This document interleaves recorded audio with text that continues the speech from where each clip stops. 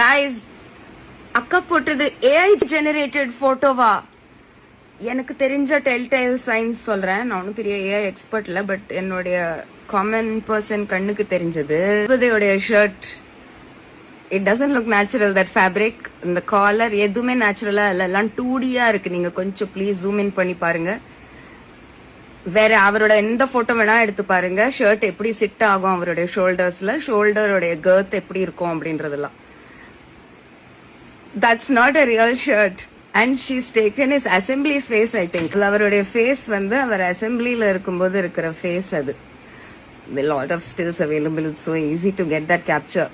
And the hair and the பின்னாடி கொஞ்சம் இருக்கிறது அரகஜா, that everything is his assembly face.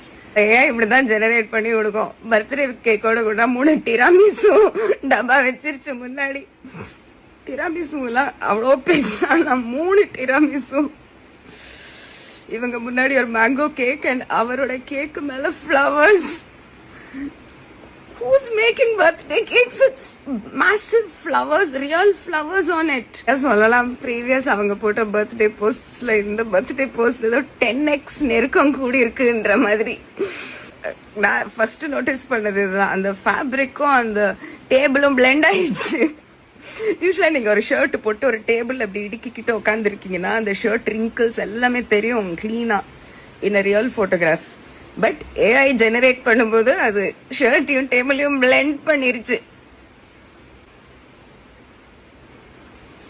இதுதான் காதலா? ஐயோ பயமா இருக்கே.